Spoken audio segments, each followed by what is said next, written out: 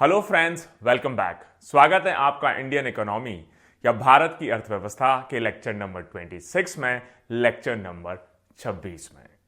और दोस्तों, हमारा पिछला लेक्चर नंबर 25, जिसमें हमने 7 लेक्चर्स की छोटी सी सब सीरीज से इंडस्ट्री एंड इंफ्रास्ट्रक्चर को बहुत डिटेल में आपके साथ शेयर किया, इसी श्रृंखला को आज लेक्चर नंबर 26 में आगे बढ़ाते हैं।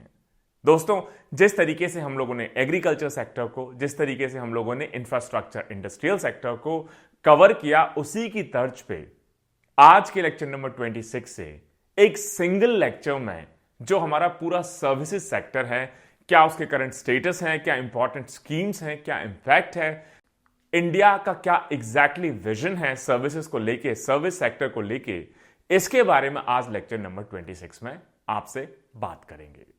और दोस्तों, पहले की लेक्चर हो या आज का लेक्चर हो या फ्यूचर के लेक्चर हो, सभी के लिए जो मेन रेफरेंस मटेरियल है वो है Indian economy bye Ramesh Singh या भारतीय अर्थव्यवस्था bye Ramesh Singh ji. English medium, Hindi medium, दोनों के लिए ही बहुत अच्छी रेफरेंस बुक है। दोस्तों, लेक्चर नंबर 26 को हम वहीं से शुरू करेंगे जहां हमने लेक्चर नंबर 25 को खत्म किया। और lecture number 25 industry and infrastructure की सब सीरीज का 7वां पार्ट रहा, पार्ट 7 रहा। और लेक्चर नंबर 25 में हमने करीब 7 इंपॉर्टेंट टॉपिक्स को आपके साथ शेयर किया। हमने बात की रिन्यूएबल एनर्जी की, फिर हमने बात की लॉजिस्टिक्स सेक्टर की, फिर हमने बात की हाउसिंग एंड अर्बन इंफ्रास्ट्रक्चर की, फिर हमने डिटेल में डिस्कस किया क्या है एग्जैक्टली नेशनल इंफ्रास्ट्रक्चर पाइपलाइन या NIP, फिर पीएम गति शक्ति इनिशिएटिव की, फिर क्या इंपॉर्टेंट रीसेंट चैलेंजेस हैं हमारे इंफ्रास्ट्रक्चर और इंडस्ट्रियल सेक्टर के सामने, और क्या वे फॉरवर्ड हो सकता है इंडस्ट्रियल इंफ्रास्ट्रक्चर का जो पूरा सेक्टर है, जो विजन है, जो अचीव हम करना चाहते हैं, क्या उसके लिए हमें आगे करना पड़ेगा। आज लेक्चर नंबर 26 कई सारे टॉपिक्स जो सर्विसेज सेक्टर से रिलेटेड हैं, उनको डिटेल में एक एक करके आपके साथ हम लोग कवर करेंगे। सबसे पहले हम बात करेंगे एक शॉर्ट इंट्रोडक्शन की, फिर हम बात करेंगे कि 2022-23 में सर्विसेज सेक्टर का एग्जैक्टली क्या स्टेटस हमें दिखाई देता है, जब बात हो जाए हमारी जीडीपी में कंट्रीब्यूशन की, बात हो जाए इंटरनेशनल सिनेरियो की। फिर हम बात करेंगे कुछ बहुत इंपॉर्टेंट हाई फ्रीक्वेंसी इंडिकेटर्स कि ये जो हाई फ्रीक्वेंसी इंडिकेटर्स हैं, ये क्या पिक्चर पोर्ट्रे करते हैं हमारे सर्विस सेक्टर के बारे में, चाहे वो डोमेस्टिक फैक्टर्स हों, चाहे वो ग्लोबल या इंटरनेशनल फैक्टर्स या इंडिकेटर्स हों। फिर हम एक एक करके सर्विसेज सेक्टर के जो मेजर एरियाज हैं, जैसे टूरिज्म एंड होटल इंडस्ट्री की बात करेंगे, फिर हम बात करेंगे रियल स्टेट इंडस्ट्री की, फिर हम बात करेंगे IT BPM सर्विसेज की, फिर पोर्ट्स एंड वाटरवेज की, फिर ई-कॉमर्स की, डिजिटल फाइनेंशियल सर्विसेज की, फिर स्पेस सेक्टर की, फिर मैन्युफैक्चरिंग वर्सेस सर्विसेज की जो क्लासिकल डिबेट है पर्टिकुलरली इंडियन इकोनॉमी सिनेरियो में, उसको फिर से एक बार रिफ्रेश करने की कोशिश करेंगे। फिर हम बात करेंगे ग्लोबल निगोशिएशंस की कि इंडिया किस किस कंट्री के साथ किस तरह के निगोशिएशंस, किस तरह के बायलैटरल एग्रीमेंट्स, किस तरह के मल्टीलैटरल एग्रीमेंट्स, ट्राइलैटरल एग्रीमेंट्स में एंटर करने की कोशिश कर रहा है, ताकि अपने सर्विसेज सेक्टर को वो सपोर्ट कर सके, आगे बढ़ा सके और ज्यादा कंपेटिटिव बना सके। फिर हम बात करेंगे कोविड-19 और कोविड-19 का क्या इंपैक्ट रहा हमारे सर्विसेज सेक्टर पे, एंड फाइनली आज के लेक्चर 26 को या सर्विसेज सेक्टर के डिस्कशन को हम कंक्लूड करेंगे क्या वे फॉरवर्ड हो सकता है, क्या वो रास्ता हो सकता है जिससे हमारा सर्विसेज सेक्टर जो पहले से बहुत अच्छा परफॉर्म कर रहा है और ज्यादा कंपेटिटिव हो जाए, सिर्फ डोमेस्टिकली ही नहीं इंटरनेशनली भी, और किस तरीके से जो चैलेंजेस सर्विसेज सेक्टर फेस कर रहा है उनको हम ओवरकम कर सकते हैं। तो आइए शुरू करते हैं आज के लेक्चर नंबर 26 को सबसे पहले एक शॉर्ट इंट्रोडक्शन के साथ। 2014-15 में जो सर्विसेज सेक्टर रहा, उसने रफली 72% के आसपास इंडिया की जीडीपी में कंट्रीब्यूट किया। इंडिया का जो सर्विसेज सेक्टर है शुरू से बहुत डायनामिक रहा है और बहुत रैपिडली इसने ग्रो भी किया है। अगर आप बाकी डेवलपिंग इकोनॉमीज को देख लें तो इंडिया की जो ग्रोथ स्टोरी है थोड़ी सी अलग है। जनरली जो ग्रोथ स्टोरीज आप देखेंगे, फॉर एग्जांपल यूएस की, जर्मनी की, यूरोप की, ब्रिटेन की, इवन चाइना की, ज्यादातर जो इकोनॉमीज ग्रो करती हैं वो प्राइमरी सेक्टर के बाद सेकेंडरी सेक्टर, सेकेंडरी सेक्टर का मतलब है इंडस्ट्रियल सेक्टर या मैन्युफैक्चरिंग सेक्टर, और उसके बाद टर्शियरी सेक्टर या सर्विसेज सेक्टर में प्रोग्रेस करती हैं। लेकिन इंडिया की जो ग्रोथ स्टोरी है उसने मैन्युफैक्चरिंग सेक्टर या जो स्टेज नंबर 2 है, इंडस्ट्रीज की जो स्टेज है, उसको काफी हद तक स्किप करते हुए सीधा सर्विसेज सेक्टर लेड ग्रोथ की तरफ हम इंडियन इकोनॉमी को पिछले कई डिकेड्स में प्रोग्रेस करते हुए देखते हैं। और ये सर्विसेज सेक्टर लेड जो ग्रोथ है ये डबल डिजिट्स में ईयर आफ्टर ईयर अपनी ग्रोथ को दर्ज करते हुए देखी गई है। इंडिया का जो सर्विसेज सेक्टर है इसने बाकी सेक्टर्स को सिर्फ आउट परफॉर्म ही नहीं किया है इंडियन इकोनॉमी के, लेकिन इसने इंडिया के इंटीग्रेशन में, वर्ल्ड ट्रेड के साथ और इंटरनेशनल कैपिटल मार्केट्स में इंडियन इकोनॉमी के इंटीग्रेशन के दायरे में भी बहुत इंपॉर्टेंट रोल अदा किया है।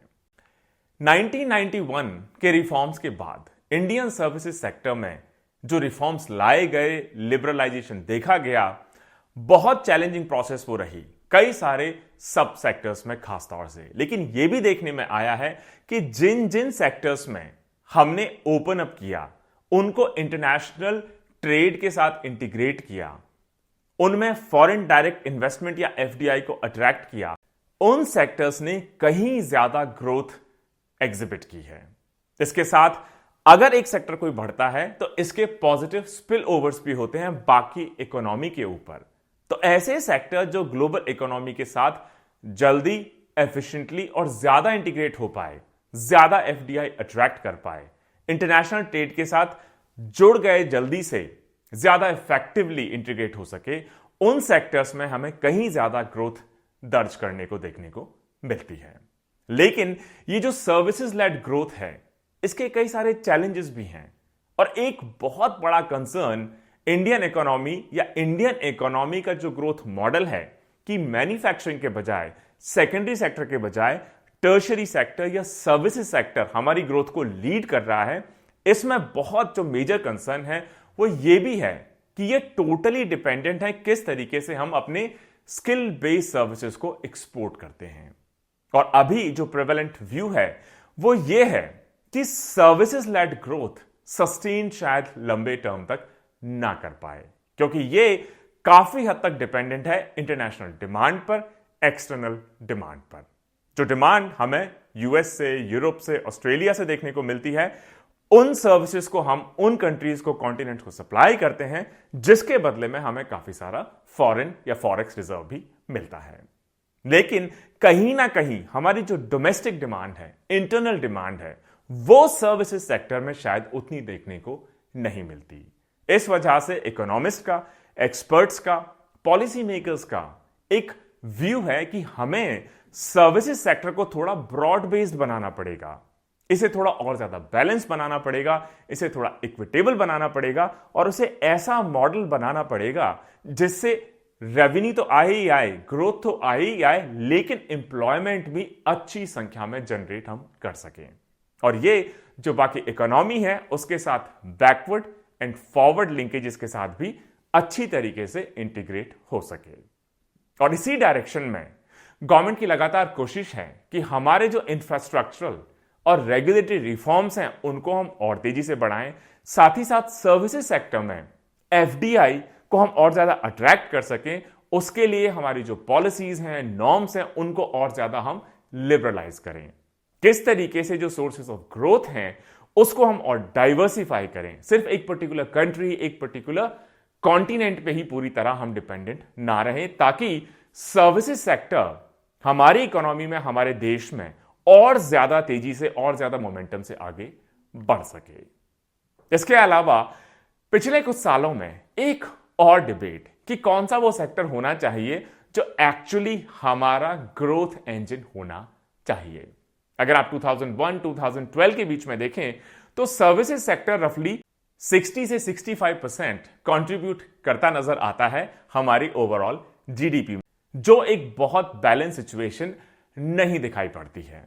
और 2014-15 का अगर आप इकोनॉमिक सर्वे देखें तो उसमें गवर्नमेंट ने काफी एनालिसिस के बाद एक बहुत क्लियर पोजीशन आर्टिकुलेट की, जो सर्वे है 2014-15 का, वो ये कहता है कि कई तरह की जो एम्पेरिकल स्टडीज हैं हाल ही में जो कैरी आउट की हैं सर्विसेज में, मैन्युफैक्चरिंग सेक्टर्स में, उसमें कई सारे इश्यूज को हाईलाइट किया गया है कि जो भी आप प्राइमरी ग्रोथ इंजन चुने, कि चाहे आप मैन्युफैक्चरिंग सेक्टर को चुने, चाहे आप सर्विसेज सेक्टर को चुने, चाहे आप एग्रीकल्चर सेक्टर को चुने, उसमें 4 या 5 चीजों का आपको ख्याल रखना होगा। सबसे पहले तो आपको देखना होगा कि जिस भी सेक्टर को आप अपनी जीडीपी, अपनी इकोनॉमी के ग्रोथ इंजन के तौर पे चुनते हैं, कितना एम्प्लॉयमेंट वो जनरेट कर सकता है। इसके अलावा स्किल्ड हो, अनस्किल्ड लेबर फोर्स हो, कितनी उसमें जरूरत पड़ेगी, कितनी फॉर्मल टाइप की इकोनॉमी होगी, कितनी इनफॉर्मल टाइप की इकोनॉमी होगी उस पर्टिकुलर सेक्टर में। इन सभी चीजों को जब आप एक साथ एनालाइज करेंगे, जिसमें आपको सबसे ज्यादा बेनिफिट दिखाई देता है कि अच्छा खासा एम्प्लॉयमेंट जनरेशन उसमें हो जाए, अच्छी खासी संख्या में स्किल्ड और अनस्किल्ड लेबर फोर्स की उसमें जरूरत पड़े, फॉर्मल तरीके से उस सेक्टर को हम रन कर पाए, उस सेक्टर को हमें चुनना होगा अपने ग्रोथ इंजन के तौर पे। इस एनालिसिस के बाद ही गवर्नमेंट ने लॉन्च किया मेक इन इंडिया इनिशिएटिव कि अब हमें सर्विसेज सेक्टर के साथ साथ मैन्युफैक्चरिंग सेक्टर पे भी बहुत मेजरली फोकस करना होगा। बहुत टाइमली एक्शन रहा by the government of India and बाकी हमारी जो स्टेट गवर्नमेंट्स रही उनके द्वारा।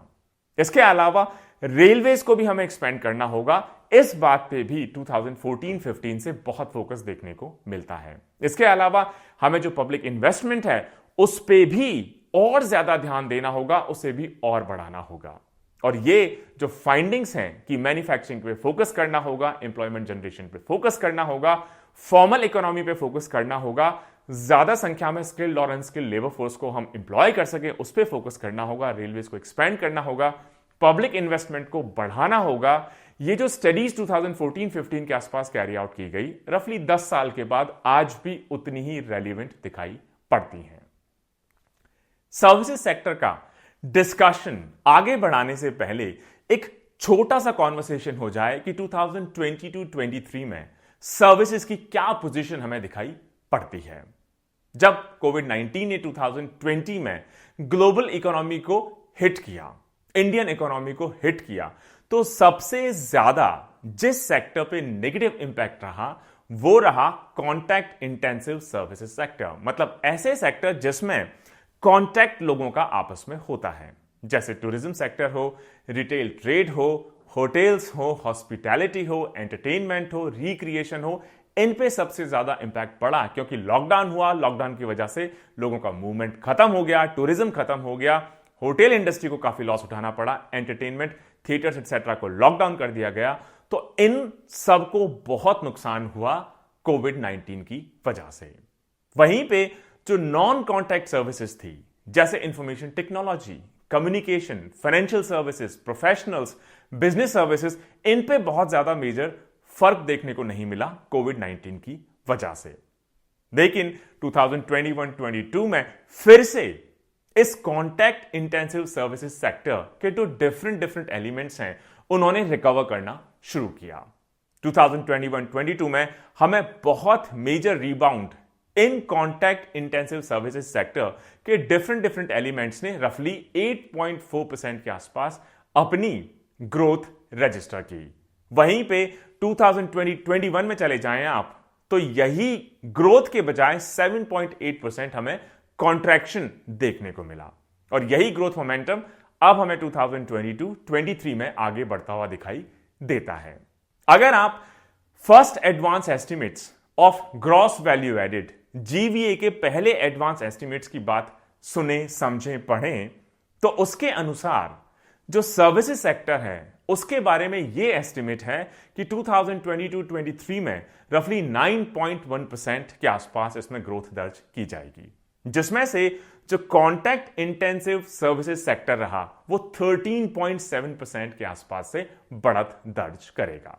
इसका मतलब जो कॉन्टैक्ट इंटेंसिव सर्विसेज सब सेक्टर्स हैं वो अब कोरोना के बाद, पैंडेमिक के बाद पूरी तरह रिकवर हो चुके हैं, प्री पैंडेमिक लेवल्स को ऑलरेडी क्रॉस कर चुके हैं और 16% से ज्यादा ईयर ऑन ईयर अपनी ग्रोथ को दर्ज करने के लिए पूरी तरह सेटअप हैं।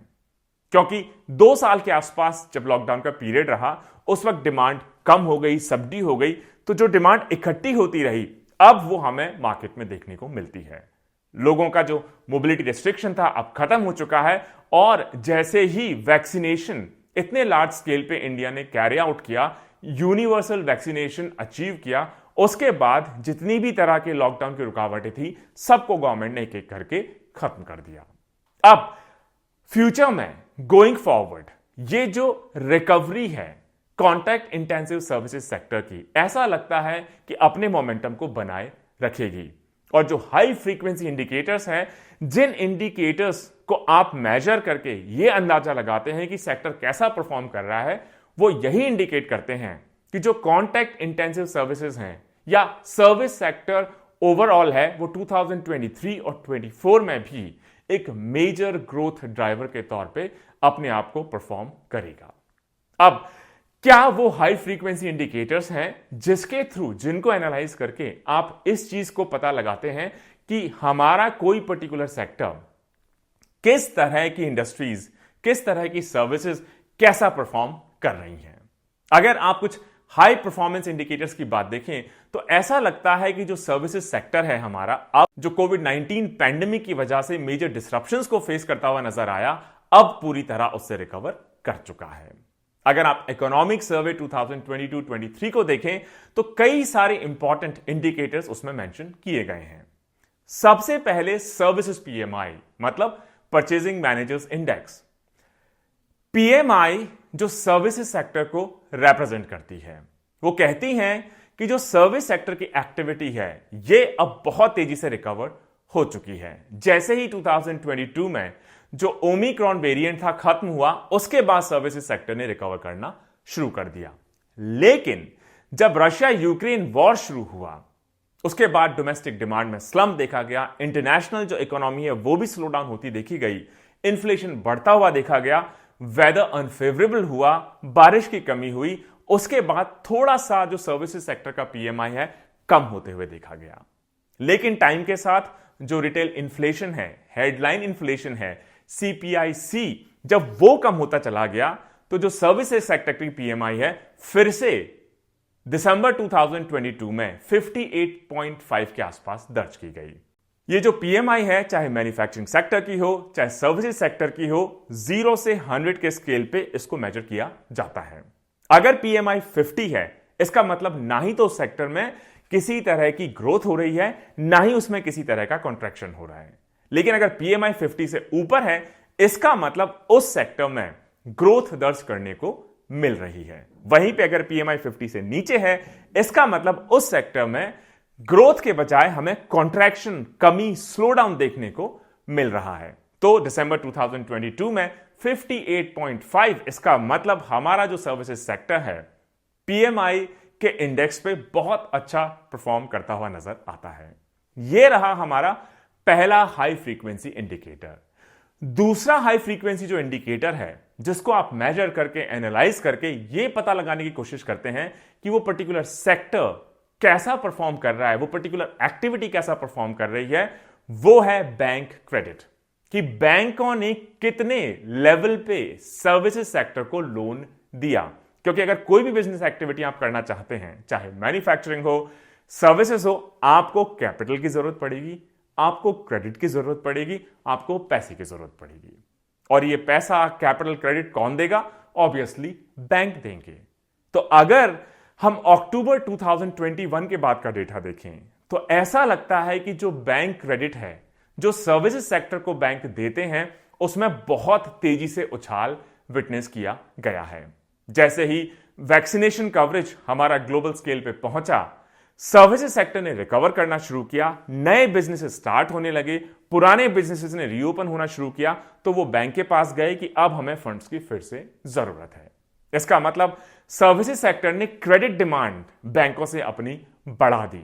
और अगर आप कुछ नंबर्स देखें तो नवंबर 2022 में हमें डेटा मिलता है कि जो बैंक क्रेडिट है सर्विसेज सेक्टर को, मतलब बैंक्स ने जो पैसा दिया सर्विसेज सेक्टर को, वो 21.3% की बढ़ोतरी उसमें देखी गई पिछले 46 मंथ्स में। मतलब पिछले करीब 4 साल में सबसे ज्यादा बढ़ोतरी दर्ज करते हुए। और यही बैंक क्रेडिट हमें सिर्फ 3.3% की ग्रोथ दिखाता है नवंबर 2021 में, लॉकडाउन की वजह से, कोविड-19 के पैंडेमिक की वजह से। इसका मतलब अब बैंक क्रेडिट भी हमें तेजी से बढ़ता हुआ दिखाई देता है। पीएमआई पॉजिटिव 58.5, बैंक क्रेडिट रफली 21.3% के आसपास। तीसरा जो हाई परफॉर्मेंस इंडिकेटर है वो है सर्विसेज ट्रेड, कि वर्ल्ड सर्विसेज ट्रेड वॉल्यूम है उसकी क्या पोजीशन है, क्योंकि कहीं ना कहीं हम भी ग्लोबली कनेक्टेड हैं। अगर वर्ल्ड ट्रेड बढ़ता है, चाहे मैन्युफैक्चरिंग में, सर्विसेज में, ओवरऑल, तो हमारे भी जो सेक्टर्स हैं उससे डायरेक्टली लिंक्ड हैं, डायरेक्टली उससे अफेक्टेड होते हैं। और अगर आप वर्ल्ड सर्विसेज ट्रेड वॉल्यूम की बात देखें तो 2022 के सेकेंड क्वार्टर में हम पैंडेमिक से पहले जो पूरे ग्लोबल लेवल पे सर्विसेज का ट्रेड था उसको ऑलरेडी क्रॉस कर चुके हैं। मतलब ग्लोबल स्केल पे भी जो सर्विसेज सेक्टर की रिकवरी है ऑलमोस्ट कंप्लीट हो चुकी है। लेकिन अगर आप WTO वर्ल्ड ट्रेड ऑर्गेनाइजेशन के सर्विसेज ट्रेड बैरोमीटर इंडेक्स की बात करें तो अक्टूबर 2022 में ये 98.3 पे फॉल करता हुआ, गिरता हुआ नजर आता है compare to base line of 100। मतलब पहले 100 होना चाहिए, लेकिन 98.3 के आसपास ही इसको रजिस्टर किया गया है। और जून 2022 में यही WTO का services trade barometer index 100.5 register किया गया। इसका मतलब जून 2022 में हमें सर्विसेज में ज्यादा बढ़ोतरी देखने को मिली।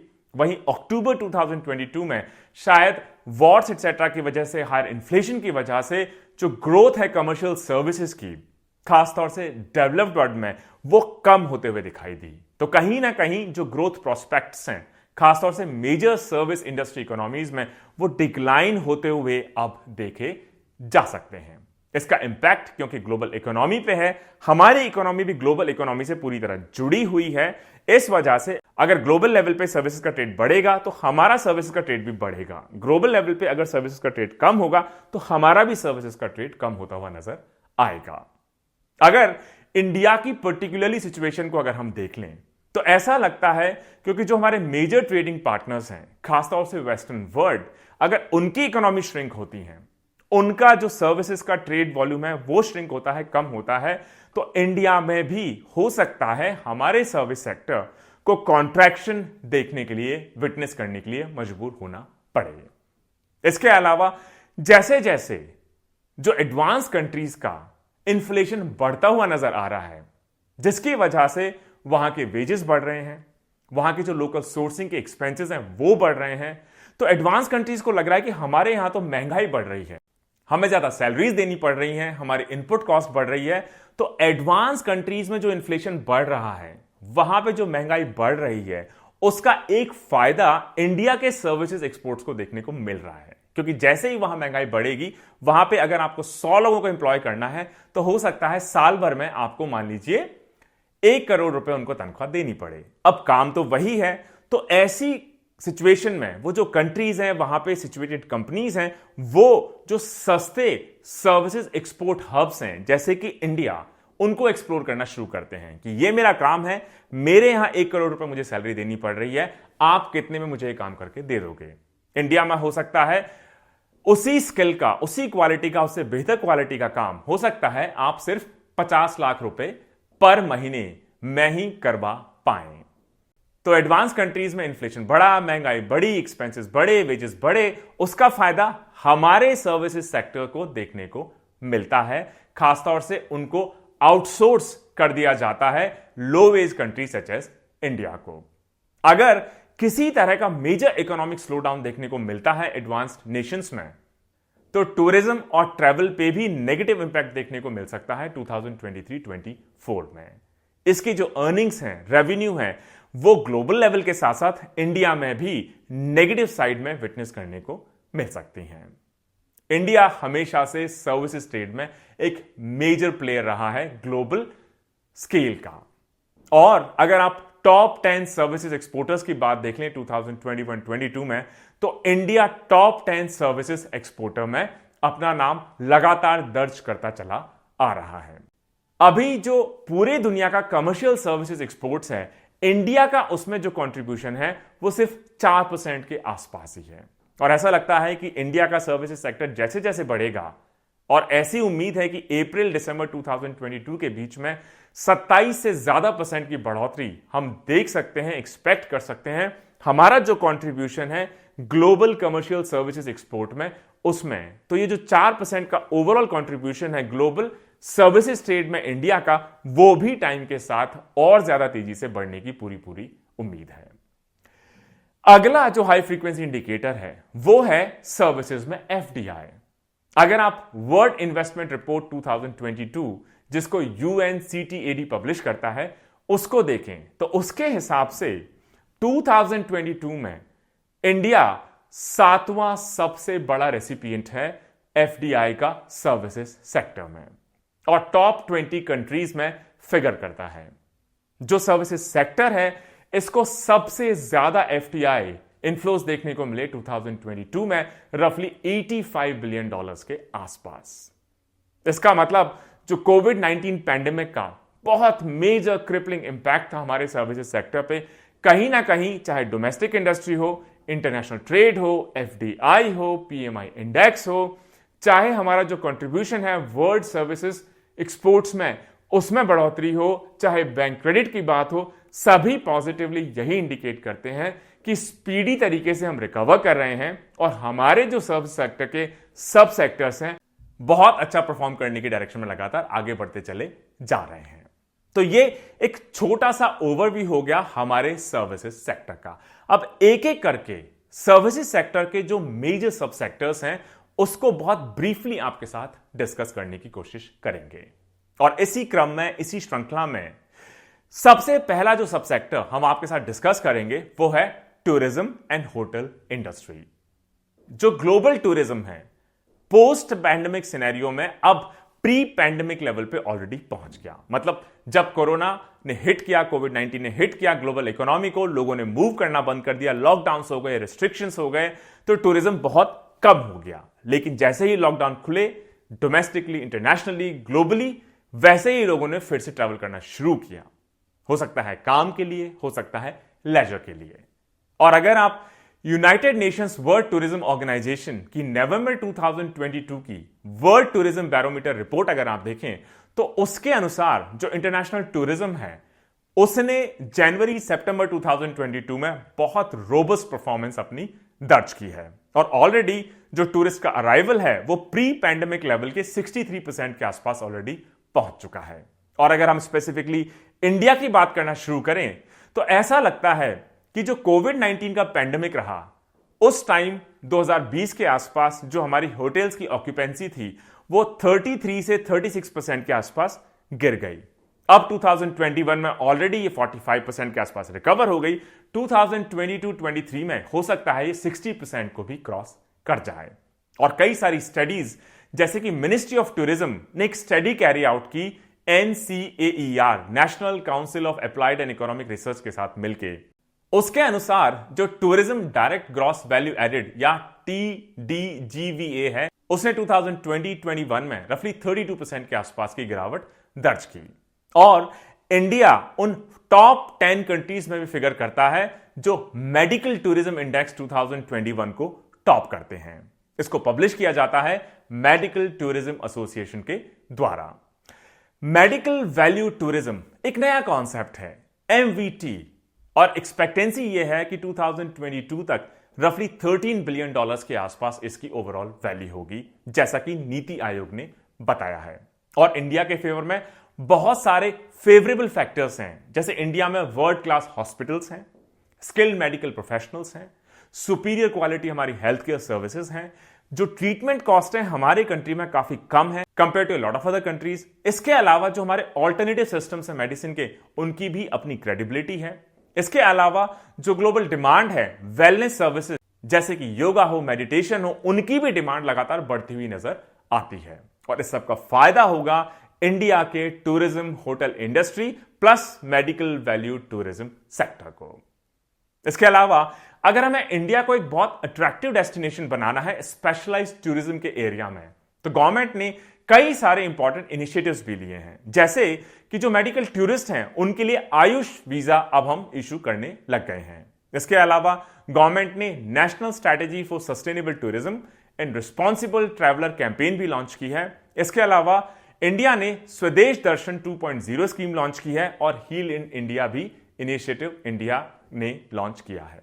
इसके अलावा G20 की जो प्रेसिडेंसी है 2023 में जो इंडिया के पास थी, जिसमें 20 देशों से ज्यादा के जो डेलीगेट्स थे अलग अलग सिटीज में ट्रेवल कर रहे थे, अलग अलग इवेंट्स के लिए, कॉन्फ्रेंसेस के लिए, वर्कशॉप्स के लिए, डिस्कशंस के लिए, एंगेजमेंट्स के लिए, उसके वजह से भी ग्लोबल मैप पे जो हमारी अलग अलग सिटी हैं, चाहे दिल्ली हो, लखनऊ हो, बनारस हो, बेंगलोर हो, उनको भी हमें और ज्यादा एडवर्टाइज करने में, लोगों तक उनके जो फीचर्स हैं, टूरिस्ट से रिलेटेड जितनी फैसिलिटीज हैं, उनको लोगों तक पहुंचाने में काफी मदद मिली है।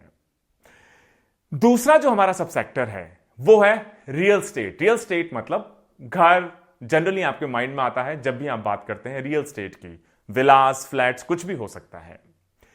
कोविड-19 पैंडेमिक की वजह से बाकी सेक्टर्स की तरह रियल स्टेट पे भी बहुत नेगेटिव इंपैक्ट देखने को मिला। कई तरह के प्रोजेक्ट डिलेज देखने को मिले, जो बड़े परचेजेस थे उनको लोगों ने टालना शुरू कर दिया, प्रॉपर्टी की प्राइसेस गिरने लगी। इसके अलावा फंडिंग जो थी डेवलपर्स के पास वो सूखती हुई नजर आई, खत्म होती नजर आई। लेकिन अर्ली 2023 का अगर आप डेटा देखें तो रियल स्टेट सेक्टर इंडिया का वापस से पूरी तरह रिकवर कर चुका है और इसमें एक मेजर कंट्रीब्यूशन ये जो वर्क फ्रॉम होम मॉडल है। अगर आपके पास एक घर है जिसमें अच्छी इंटरनेट कनेक्टिविटी है तो हो सकता है कि सभी दिन आपको ऑफिस जाने की जरूरत ना पड़े। इस वजह से ऑफिस जो स्पेस रिक्वायरमेंट्स हैं थोड़ी कम होती हुई हमें दिखाई दी। लेकिन साथ ही साथ पैंडेमिक ने लोगों को इस चीज का भी रियलाइजेशन करवाया कि आपका खुद का एक घर होना ही चाहिए। और जब पैंडेमिक ईज आउट होने लगा तो लोगों ने कहा कि बड़े सिटीज में क्यों रहें, क्योंकि बड़े सिटीज में लोगों को पैंडेमिक के दौरान, कोरोना के दौरान बहुत सारे इश्यूज को उस वक्त फेस करना पड़ा। तो ये जो हाइब्रिड वर्क मोड है कि आप पूरे देश में कहीं भी रह के काम कर सकते हैं, उसने लोगों को पुश करना शुरू किया कि ये जो कन्वेंशनल मेट्रोज हैं जैसे कि एनसीआर एरिया हो गया, दिल्ली हो गया, बैंगलोर हो गया, बॉम्बे हो गया, इनके बजाय क्यों ना हम टायर 2 और टायर 3 सिटीज में रहें।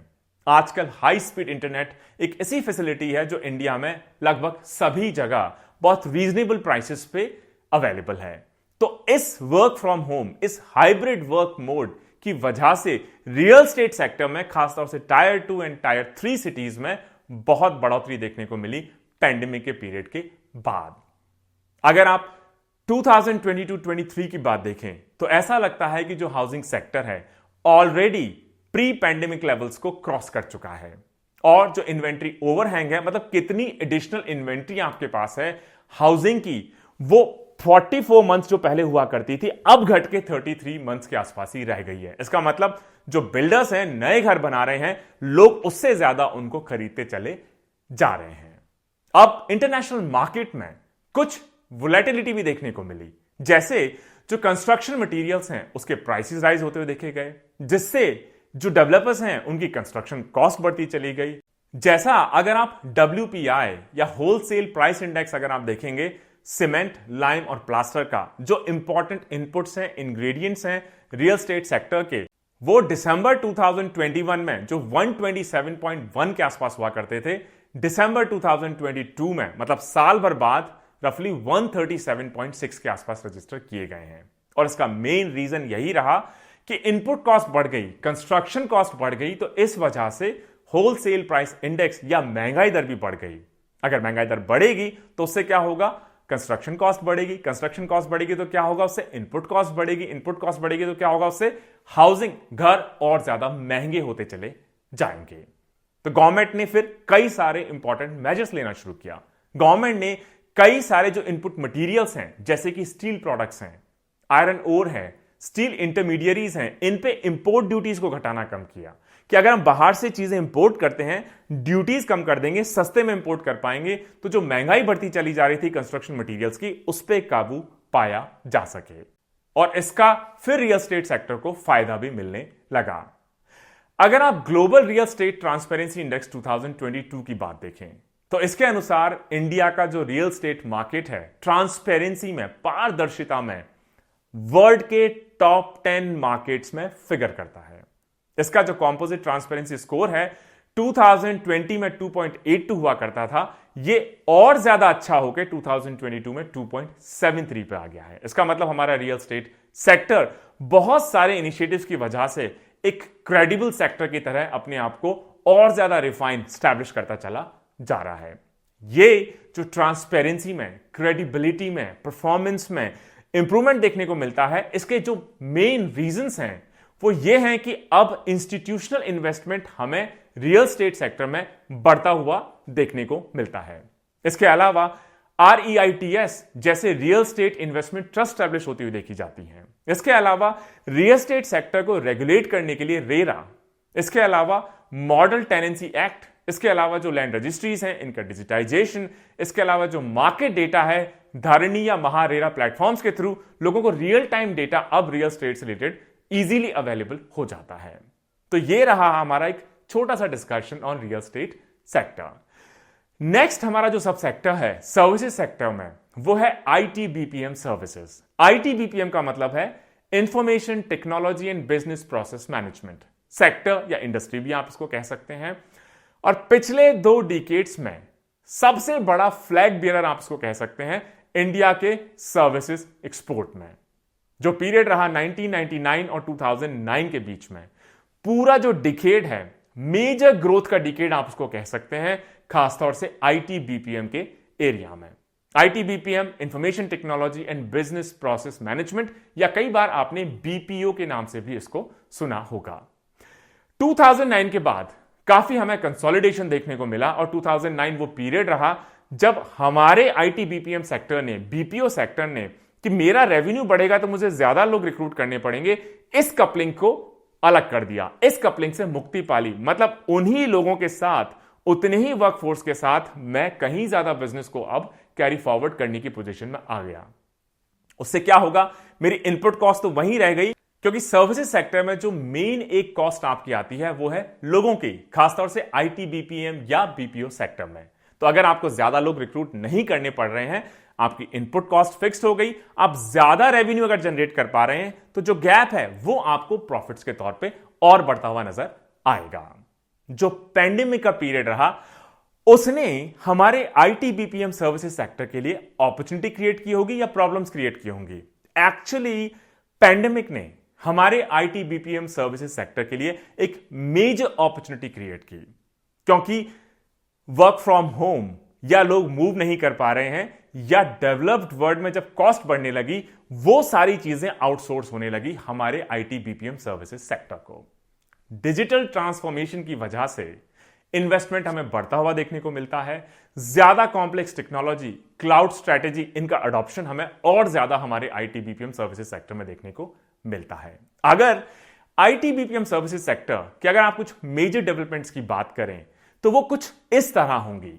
2021-22 में रफली 15.5% के आसपास हमको ग्रोथ देखने को मिलती है ITBPM सर्विसेज सेक्टर। यही 2020 और 21 में पेंडेमिक के दौरान सिर्फ 2.1% के आसपास रजिस्टर की गई थी, और अब सभी जो सब सेक्टर्स हैं ITBPM से related double digit revenue growth दर्ज लगातार कर रहे हैं। सिमिलरली अगर आप एक्सपोर्ट्स की बात देख लें, जिसमें हार्डवेयर भी आप इंक्लूड कर लें, तो ITBPM सर्विसेज सेक्टर 2021-22 में रफली 17.2% के आसपास ग्रो करता हुआ देखा जाता है, जो 2020-21 में सिर्फ 1.9% हुआ करता था। इसके अलावा जो डायरेक्ट एम्प्लॉय पूल है, मतलब कितने लोगों को आप रिक्रूट कर रहे हैं ITBPM सर्विसेज सेक्टर में, उसमें 2021-22 में 10% से भी ज्यादा की बढ़ोतरी हमको देखने को मिलती है, जो एम्प्लॉय बेस में हाईएस्ट एवर नेट एडिशन है। इसका मतलब ज्यादा लोग रिक्रूट किए जा रहे हैं हमारे ITBPM सर्विसेज सेक्टर द्वारा। सिमिलरली अगर आप NASSCOM की एनुअल रिपोर्ट देख लें 2022, तो जो हमारा ITBPM सर्विसेज सेक्टर है एक्सेप्शनली रेजिलियंट है, पैंडेमिक में भी बहुत अच्छा परफॉर्म किया। इसके अलावा टेक्नोलॉजी स्पेंडिंग जैसे जैसे कंपनीज की, लोगों की बढ़ रही है, उसका मेजर फायदा ITBPM सर्विसेज सेक्टर को मिल रहा है। टेक्नोलॉजी का अडॉप्शन तेजी से बढ़ रहा है, डिजिटल ट्रांसफॉर्मेशन भी हमें अब बहुत तेजी से देखने को मिलता चला जा रहा है हमारे ITBPM सर्विसेज सेक्टर में। इसके अलावा work from home, remote working, hybrid working model, इसकी वजह से भी वाइड स्केल शिफ्ट हमें वर्किंग स्टाइल्स में देखने को मिलता है, और दुनिया के सबसे बड़े जो आईटी वर्कफोर्स को हमारा देश हाउस करता है, उसको सबसे ज्यादा फायदा हमारे आईटी बीपीएम सर्विसेज सेक्टर के थ्रू देखने को मिल रहा है।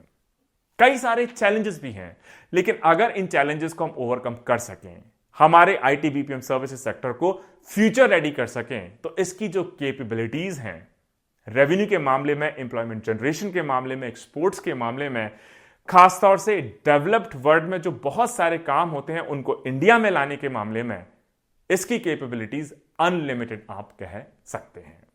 तो दोस्तों, ये रहा एक short discussion on India's IT BPM services सब सेक्टर। अगला हमारा जो सर्विसेज सेक्टर का सब सेक्टर है वो है पोर्ट्स एंड वाटरवेज। सी, समुद्र हमेशा से एक बहुत बड़ी अपॉर्चुनिटी के तौर पे एंशियंट टाइम से ही इंडिया और इंडियन सबकॉन्टिनेंट को प्रोवाइड करता रहा है। आप हमारे एंशियंट हिस्ट्री के लेक्चर्स भी देखेंगे तो उसमें भी आप देखेंगे कि बहुत हजारों सालों से, एंशियंट टाइम से ही जो हमारा बहुत बड़ा सी कोस्ट है, रफली 7400 किलोमीटर के आसपास, उसको यूज करते रहे हैं अपने ट्रेड के लिए, कॉमर्स के लिए, कल्चरल एक्सचेंजेस के लिए। तो ये जो बहुत बड़ी अपॉर्चुनिटी है, ये एक गेटवे की तरह एक्ट करती है बहुत लंबे समय से इंडिया की प्रॉस्पेरिटी में वैल्यू ऐड करने की दिशा में। कई सारे जो पोर्ट्स हैं वो क्रूशियल हैं जो हमने डेवलप किए हैं। और अगर आप इंटरनेशनल ट्रेड की बात करें तो जो हमारा इंटरनेशनल ट्रेड है, हमारे जो पोर्ट्स हैं, 90% उनका वॉल्यूम पोर्ट्स के थ्रू कैरी आउट किया जाता है और वैल्यू की टर्म्स में 80% हमारा जो इंटरनेशनल ट्रेड है हमारे पोर्ट्स और वाटरवेज के थ्रू ही कैरी आउट किया जाता है।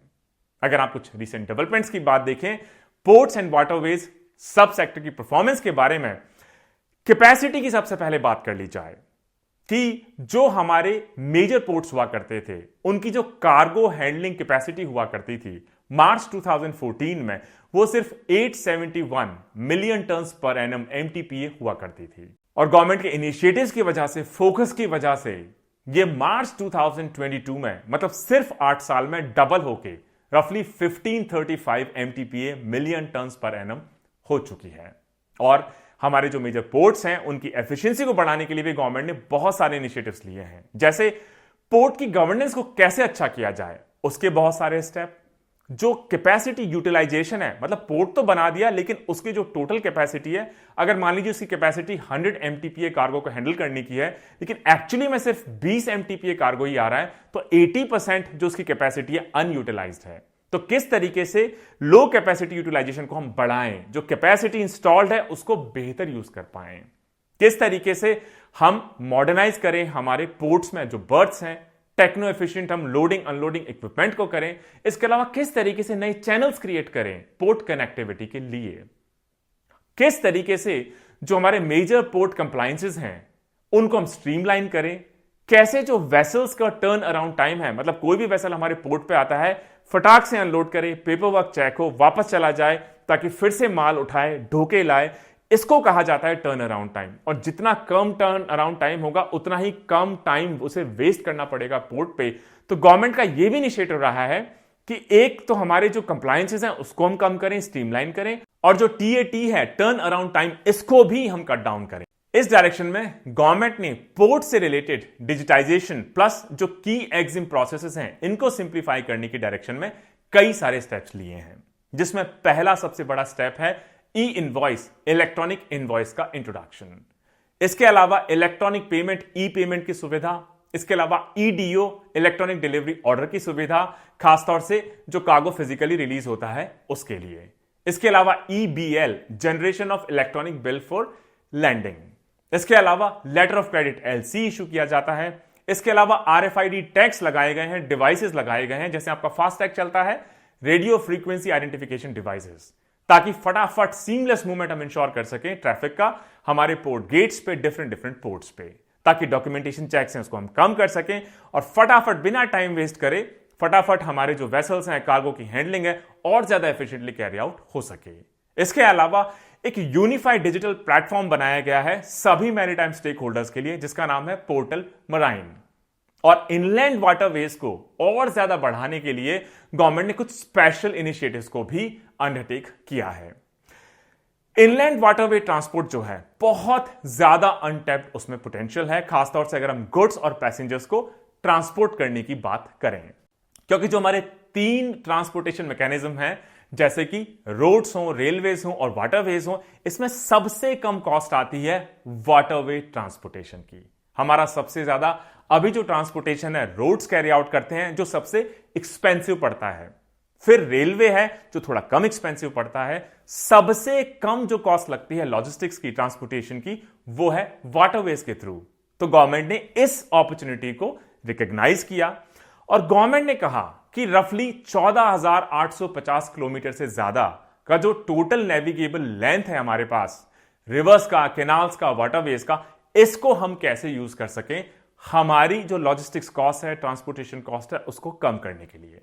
गवर्नमेंट ने कहा जो पहले सिर्फ 5 नेशनल वाटरवेज हुआ करते थे, उसमें हम 106 नए वाटरवेज और जोड़ेंगे। तो आज की तारीख में टोटल 111 नेशनल वाटरवेज हो चुके हैं। इसके अलावा गवर्नमेंट ने कहा कि जो इनलैंड वाटरवेज हैं उसको प्रमोट करने के लिए हम वाटरवे यूजेज चार्जेस लगाएंगे। और ये जो वाटरवे यूजेज चार्जेस हैं, इसको कौन लेवी करता है? Inland waterways authority of India. और गवर्नमेंट ने कहा कि ये जो वाटरवेज यूजेज चार्जेस हैं जो लगाए जाते हैं inland waterway authority of India, इनको हम माफ कर देंगे, वेव ऑफ कर देंगे जुलाई 2023 तक, ताकि ज्यादा से ज्यादा लोग, ज्यादा से ज्यादा बिजनेसेस हमारे यूज करना चाहें इनलैंड वाटरवेज को। इसके अलावा गवर्नमेंट ने यह भी कहा कि जो हमारा कार्गो मूवमेंट है नेशनल वाटरवेज पे 2021-22 में ऑल टाइम हाई पे देखा गया 109 मिलियन टन के आसपास, रफली 30% की growth compare to previous year.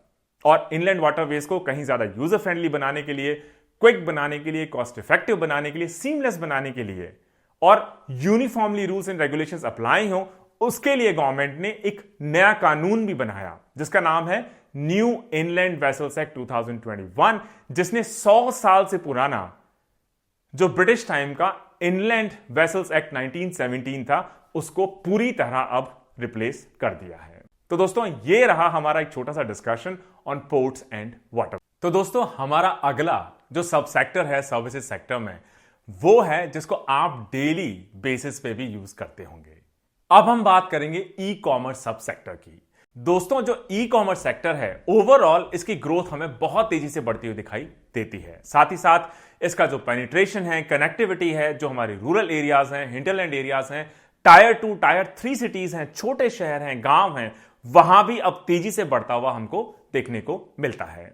और जब पैंडेमिक की वजह से, कोरोना की वजह से लॉकडाउन्स हुए, मोबिलिटी रिस्ट्रिक्शंस हुए, तो ई कॉमर्स वो हमारा सेक्टर रहा जिसने लोगों को सर्विसेज पहुंचाने में, गुड्स पहुंचाने में बहुत मेजर रोल उस वक्त प्ले किया। सारी ऑनलाइन शॉपिंग जो आप करते हैं वो ई कॉमर्स प्लेटफॉर्म्स के थ्रू ही करते हैं, चाहे Amazon हो, चाहे फ्लिपकार्ट हो, चाहे कोई और पर्टिकुलर प्लेटफॉर्म हो। तो ये कोरोना पैंडेमिक की वजह से ई कॉमर्स को एक मेजर पुश भी उस वक्त देखने को मिला। अगर कुछ मेजर फैक्ट्स की बात करें इंडिया के ई कॉमर्स सेक्टर से रिलेटेड, तो वो कुछ इस तरह होंगे, जैसे retail and e commerce trends report 2022, इसको रिलीज किया जाता है यूनिकॉमर्स और वजीर एडवाइजर्स के थ्रू। उनके अनुसार जो हमारा overall e commerce order volume है, इसमें 2021-22 में रफली 70% के आसपास बढ़ोतरी देखने को मिली। और ये ज्यादातर जो ग्रोथ है ये हमको मिलती है ऐसे कंज्यूमर्स जो बड़े शहरों में नहीं, टायर 2 और टायर 3 सिटीज में रहते हैं। इसके अलावा जो एमएसएमईज हैं, हमारे छोटे उद्योग हैं, जिन्होंने ऑप्शन चूज किया ई कॉमर्स को यूज करने का, ई प्रोक्योरमेंट को यूज करने का अपने प्रोडक्ट्स को बेचने के लिए, उनके बेहतर रेवेन्यूज और मार्जिन्स भी आपको देखने को मिलते हैं। और ये इंफॉर्मेशन हमें मिलती है IIFT, Indian institute of foreign trade के डेटा से। इसके अलावा गवर्नमेंट का जो गवर्नमेंट ई मार्केट प्लेस है, मतलब गवर्नमेंट को या हमारे डिपार्टमेंट्स को भी अगर कोई सर्विस, कोई चीज खरीदनी है, तो हम सिंपल किसी दुकान के बजाय जो गवर्नमेंट का जैम पोर्टल है, गवर्नमेंट ई मार्केट प्लेस, उसके थ्रू उसको खरीदना ज्यादा प्रेफर करते हैं। इसमें हमें कहीं ज्यादा ग्रोथ देखने को मिलती है, जो कंपैरेबल आप कह सकते हैं प्राइवेट सेक्टर के Amazon और फ्लिपकार्ट के मुकाबले। और अगर आप पिछले साल का डेटा देख लें तो 10 लाख करोड़ से भी ज्यादा का जो परचेज हुआ गवर्नमेंट डिपार्टमेंट्स का, वो जैम पोर्टल के थ्रू ही हुआ, जो पिछले साल के मुकाबले 160% से ज्यादा की ग्रोथ दर्ज करता हुआ नजर आता है। और गवर्नमेंट ने कहा कि जो हमारा जैम पोर्टल है, government e market place portal है, इस पे हम बड़े प्लेयर्स के साथ साथ जो हमारे सेल्फ हेल्प ग्रुप्स हैं, SHGs हैं, ट्राइबल कम्युनिटीज हैं, आर्टिशियंस हैं, वीवर्स हैं, MSMEs हैं, उनको भी इससे जोड़ें। और इस वजह से जैम के थ्रू जो गवर्नमेंट डिपार्टमेंट्स परचेज करते हैं 2021-22 के डेटा के हिसाब से उसमें 57% जो टोटल बिजनेस हुआ जैम पोर्टल पे वो MSMEs के थ्रू ही कैरी आउट किया गया। ई कॉमर्स को बढ़ाने के लिए गवर्नमेंट ने हाल ही में एक मेजर नया इनिशिएटिव लॉन्च किया है, जिसको कहा जाता है कि जिस तरीके से यूपीआई ने पूरे कमर्शियल ट्रांजैक्शन को, मॉनेटरी ट्रांजैक्शन को डिजिटाइज कर दिया है, उसी तरीके से ई कॉमर्स में भी गवर्नमेंट का ये जो नया इनिशिएटिव है जिसको ONDC कहा जाता है, open network for digital commerce, ये शायद रिवोल्यूशनाइज कर देगा। और ONDC के पूरे इंप्लीमेंटेशन के बाद ऐसा लगता है कि जो डिजिटल पेमेंट्स हैं जैसे डेमोक्रेटाइज हो गए, उसी तरीके से जो इंटरऑपरेबिलिटी है वो बेहतर हो जाएगी, जो ट्रांजैक्शन कॉस्ट है वो कम हो जाएंगे। इसके अलावा जो ONDC प्लेटफॉर्म है, open network for digital commerce, ये एक कहीं ज्यादा बेटर मार्केट एक्सेस दे पाएगा सेलर्स को, ताकि जो कंट्री के रिमोट एरियाज में हमारे प्रोड्यूसर्स हैं, वीवर्स हैं, आर्टिशियंस हैं, सेल्फ हेल्प ग्रुप्स हैं, वो भी सरकार के इस open network for digital commerce ONDC platform से जुड़कर ई कॉमर्स फ्रेमवर्क का एक इंपॉर्टेंट पार्ट बन सकते हैं। वो भी एम्पावर होंगे इंडिया की जो डिजिटल इंडिया की स्टोरी है उसका हिस्सा बन के। अगर आप बेन एंड कंपनी की हाउ इंडिया शॉप्स ऑनलाइन 2022 की रिपोर्ट देखें तो उसके हिसाब से जो 3 इंपॉर्टेंट सेक्टर्स हैं, फैशन, ग्रोसरी और जनरल मर्चेंडाइज, ये 2/3 हिस्सा कॉन्स्टिट्यूट करेंगे इंडिया के ई कॉमर्स मार्केट का बाय 2027। और ये इंडिया की जो फ्यूचर की अगले 4 या 5 साल की ई कॉमर्स ग्रोथ स्टोरी है उसको मेजरली ड्राइव करेंगे। इसके अलावा वर्ल्ड पे FIS की एक और रिपोर्ट जिसका नाम है ग्लोबल पेमेंट्स रिपोर्ट, उसके अनुसार ऐसा लगता है कि इंडिया की जो ई कॉमर्स मार्केट है 2025 तक 18% पर एनम की दर से बढ़ता हुआ नजर आता है। गवर्नमेंट ने कई सारे इनिशिएटिव्स लिए कि किस तरीके से हम डिजिटल इकोनॉमी को बूस्ट कर सकें, इंटरनेट पेनिट्रेशन को कैसे बढ़ाएं, स्मार्टफोन अडॉप्शन को कैसे बढ़ाएं, मोबाइल टेक्नोलॉजीज में इनोवेशन और कैसे लाएं, किस तरीके से डिजिटल पेमेंट्स के अडॉप्शन को और बढ़ाएं और कैसे ई कॉमर्स के अडॉप्शन और ग्रोथ को और ज्यादा हम एक्सेलरेट कर पाएं। तो दोस्तों, ये एक छोटा सा डिस्कशन ऑन ई कॉमर्स। जो अगला हमारा सर्विसेज सेक्टर का सब सेक्टर है वो है डिजिटल फाइनेंशियल सर्विसेज। कई सारी जो इमर्जिंग टेक्नोलॉजीज हैं उनकी वजह से जो डिजिटल फाइनेंशियल सर्विसेज हैं उनको और ज्यादा बूस्ट मिलता हुआ देखा गया है, जिसकी वजह से जो फाइनेंशियल इंक्लूजन है वो बढ़ा है, एक्सेस है डेमोक्रेटाइज हुई है, रुकावटें कम हुई हैं, लाइसेंस की जरूरत नहीं रही, और किस तरह के प्रोडक्ट्स आपको चाहिए उसका पर्सनलाइजेशन भी देखने को कहीं ज्यादा बड़े स्केल पर देखने को मिलता है। और ये जो ट्रिनिटी रही जनधन, आधार, मोबाइल की, जैम की, साथ ही साथ यूपीआई का जो इनिशिएटिव्स है, उसके अलावा और सारे जो रेगुलेटरी फ्रेमवर्क्स हैं, उसकी वजह से ऐसा लगता है कि पैंडेमिक के पीरियड के दौरान डिजिटल फाइनेंशियल सर्विसेज को एक बहुत ज्यादा बढ़ोतरी देखने को मिली। चाहे वो बैंक्स के डिजिटल फाइनेंशियल सर्विसेज हो, चाहे वो नॉन बैंकिंग फाइनेंशियल कंपनीज हो, कॉर्पोरेशंस हो, NBFCs हो, चाहे इंश्योरर्स हो, फिनटेक कंपनीज हो, फाइनेंशियल टेक्नोलॉजी कंपनीज हो। एक और इंटरेस्टिंग डेटा कि अगर आप financial solutions K fintech adoption की बात करें तो ग्लोबल एवरेज सिर्फ 64% है, कि मतलब अगर आपकी 100 करोड़ की पॉपुलेशन है तो ग्लोबली सिर्फ 64 करोड़ लोगों ने ही फिनटेक मतलब फाइनेंशियल ट्रांजैक्शंस में टेक्नोलॉजी को अडॉप्ट किया है। वहीं इंडिया में यह परसेंटेज 64 नहीं 87% से भी ज्यादा है। मतलब इंडिया उन गिने चुने कंट्रीज में से है जिसमें लोग टेक्नोलॉजी को प्रेफर करते हैं अपनी फाइनेंशियल ट्रांजैक्शंस को कैरी आउट करने के लिए। आज आप गूगल पे यूज करते होंगे, आप हो सकता है फोन पे यूज करते होंगे, आप भीम यूज करते होंगे, आप गवर्नमेंट NPCL का यूपीआई यूज करते होंगे, ये सभी फिनटेक का ही पार्ट है। इसके अलावा हाल ही में नियो बैंक्स भी इमर्ज होकर आए हैं, जिसको डिटेल में हम बैंकिंग सेक्टर जब आपको समझाएंगे, डिस्कस करेंगे, तब उसकी डिटेल्स आपको बताएंगे। और ये जो नियो बैंक्स हैं, ये यूथ की जो डिमांड है कि हमें ऑन डिमांड और easier to access financial solutions मिलने चाहिए, उस डिमांड को पूरा करने की डायरेक्शन में एक बहुत इंपॉर्टेंट स्टेप है। जो हमारे डिजिटली सेवी कस्टमर्स हैं, उनकी डिमांड को पूरा करने की डायरेक्शन में नियो बैंक्स एक बहुत मेजर रोल प्ले करते हुए नजर आते हैं। इसके अलावा जो सेक्टर है, इसमें काफी बूस्ट हमें देखने को मिला है गवर्नमेंट के बहुत सारे इनिशिएटिव्स, जैसे डिजिटल बैंकिंग यूनिट्स, जिसको जो गवर्नमेंट ऑफ इंडिया का यूनियन बजट 2022-23 है उसमें प्रपोज किया गया है। और इस डिजिटल बैंकिंग यूनिट्स के इनिशिएटिव की वजह से ऐसा लगता है कि कंट्री के हर कोने को, हर नुक एंड कॉर्नर को अब डिजिटल बैंकिंग की फैसिलिटी फाइनली मिल पाएगी। इसके अलावा डिजिटल फाइनेंशियल सर्विसेज को बढ़ाने के डायरेक्शन में गवर्नमेंट का या आरबीआई का एक बहुत इंपॉर्टेंट इनिशिएटिव, कई बार आप क्रिप्टो करेंसी की बात सुनते होंगे। क्रिप्टो करेंसी सारी प्राइवेटली ओन्ड है और क्रिप्टो करेंसी के बहुत सारे डाउनसाइड्स भी हैं, लेकिन फिर भी अगर लोग डिजिटल करेंसी यूज करना चाहते हैं तो गवर्नमेंट ऑफ इंडिया ने आरबीआई के साथ मिलकर एक पायलट लॉन्च किया है होलसेल और रिटेल स्पेसेस में, जिसको नाम दिया गया है CBDC, central bank digital currency का।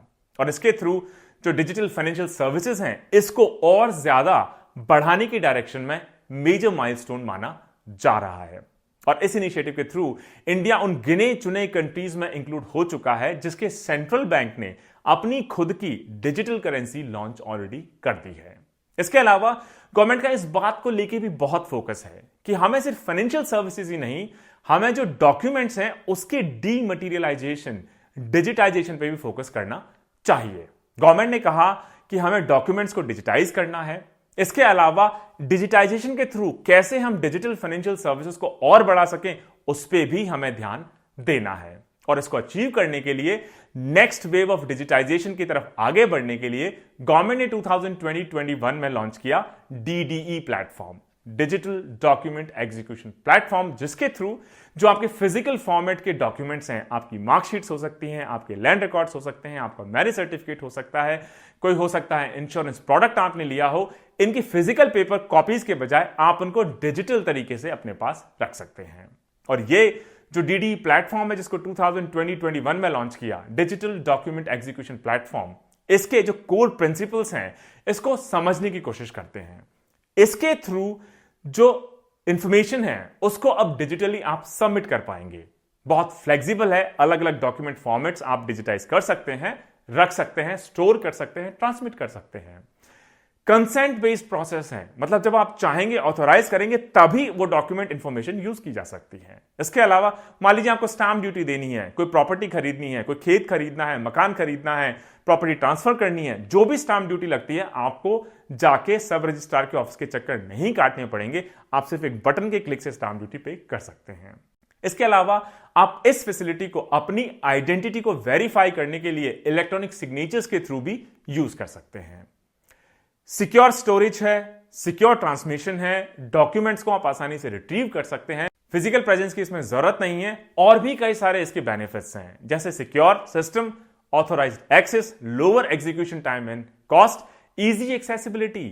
आजकल 5G नेटवर्क ऑलमोस्ट हर जगह पहुंच गया है। आप अपने घर पे बैठ के, गांव में बैठ के, पहाड़ पे, खेत पे, तालाब पे, बीच पे, कहीं भी बैठ के इन डॉक्यूमेंट्स को आसानी से एक्सेस कर सकते हैं। Bulk processing, fraud prevention, legal robustness और एविडेंशियरी इनकी वैल्यू जैसे फीचर्स की वजह से जो ये डिजिटाइजेशन का इनिशिएटिव है, जिससे हमारा डिजिटल फाइनेंशियल सर्विसेज का एम्बिट और बढ़ता चला जाएगा, उस डायरेक्शन में भी गवर्नमेंट कई सारे स्टेप्स लगातार ले रही है। और DD platform, digital document execution platform की वजह से फाइनेंशियल डॉक्यूमेंट्स को भी अब डिजिटाइज किया जा रहा है। अभी शुरुआत में हमने फाइनेंशियल डॉक्यूमेंट्स को डिजिटाइज करना शुरू किया है, लेकिन आने वाले टाइम में हो सकता है और भी तमाम तरह के डॉक्यूमेंट्स को हम डिजिटाइजेशन की डायरेक्शन में आगे बढ़ाना चाहें।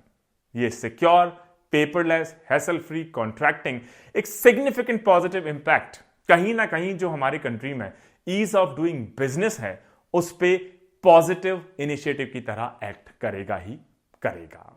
तो दोस्तों, एक short discussion on digital financial services. अब जो अगला हमारा सब सेक्टर है वो है स्पेस सेक्टर, और खासतौर से 2023 बहुत एक्साइटिंग रहा इंडिया के लिए।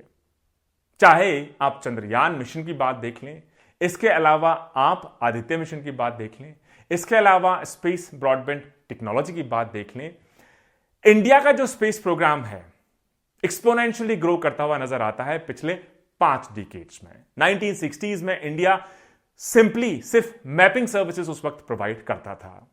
अब टाइम के साथ हमने डिजाइन करना शुरू किया, हमने डेवलप करना शुरू किया, बहुत नए नए तरह के इक्विपमेंट्स, लॉन्च व्हीकल्स और उनसे रिलेटेड टेक्नोलॉजीज को, सैटेलाइट्स को, उनसे रिलेटेड टेक्नोलॉजीज को, अर्थ ऑब्जर्वेटरी सैटेलाइट्स को, टेलीकॉम और ब्रॉडबैंड रिलेटेड टेक्नोलॉजीज को, navigation technology, meteorological technology, space science, R&D in space science, इसके अलावा मोस्ट रिसेंटली प्लैनेटरी एक्सप्लोरेशन, चाहे मून हो या मार्स मिशन हो, इंडिया खुद अपने बलबूते पे अब इन मिशंस को डिजाइन करता है, लॉन्च करता है, सिर्फ हमारी ही सैटेलाइट्स नहीं, बाकी कंट्रीज के सैटेलाइट्स को भी।